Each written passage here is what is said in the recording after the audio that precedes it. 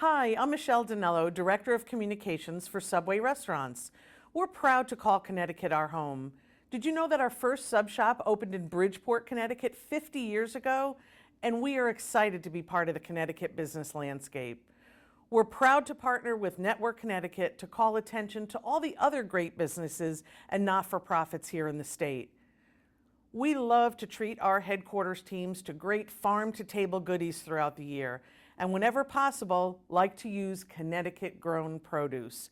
Thanks to our partner Lyman Orchards of Middlefield, Connecticut, for helping us achieve that goal of promoting locally grown.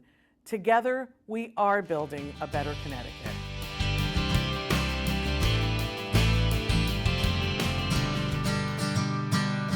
Lyman Orchards has proudly stood the test of time for 275 years. Beautiful hilly farmland, 1,100 acres situated in the middle of Connecticut, in the town of Middlefield since 1741. 8 generations have built this family business, and the 9th generation is now working the farm and will grow the business in their own unique way. The very first Lyman landed in what would become the United States of America in 1631, shortly after the landing of the Mayflower. And we kind of were self-sufficient farm for probably a good 100, 150 years.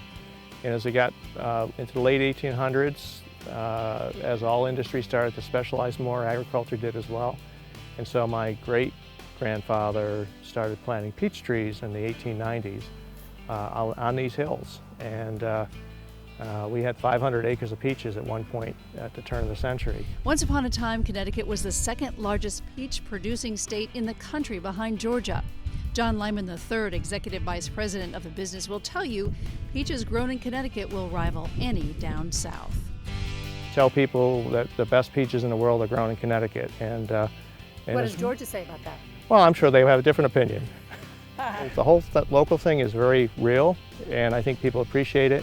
So having agriculture in the state where people can go and actually participate, it's really big. Lyman says farmers are the biggest gamblers around. They're betting against the weather all of the time. In 1917, all bets were off. A heavy winter fell over Connecticut, which killed the trees and the family's livelihood. The next plan was to plant hardier McIntosh apple trees. It took 5 years for them to bear fruit. Now Lyman is among the top 5 apple producers in the state. We were a dairy farm for a while. We had raised hogs, raised sheep, hay before tractors, horsepower, so we raised a lot of hay. To stay in a seasonal business for centuries, you have to adapt. The Lyman family has figured that out.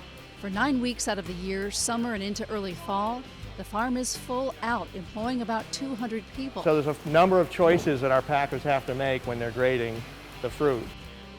The Lyman fruit, after being picked, is cooled, inspected, and boxed to ship out to places like Big Y, Whole Foods, and Trader Joe's and other shops throughout New England. We grow 28 varieties of apples, probably about 30 varieties of peaches.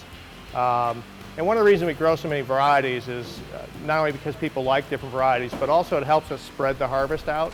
The family has found success with their pick-your-own fruit, pie making, and a store they built containing their goodies and other items from around New England.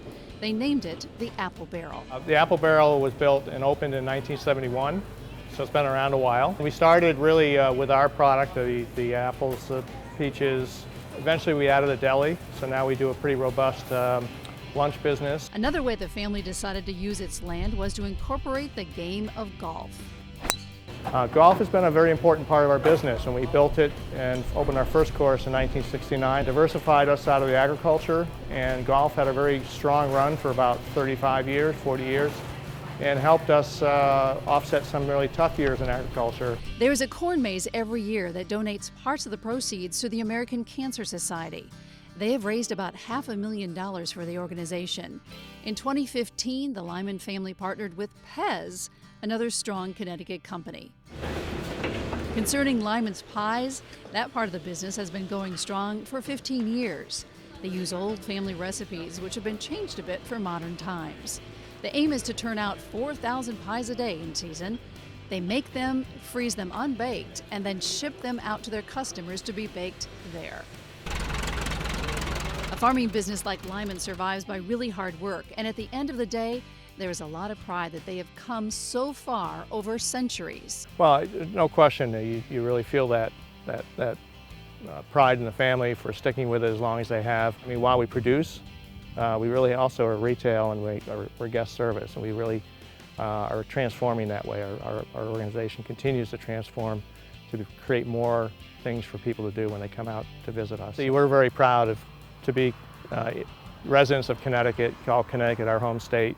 Connecticut, I think, represents really the best of everything. I know people who eat apples, they say there's nothing better than a McIntosh right off the tree, and I think they're right. Let me see. Cheers. That's pretty good. It's good, yeah.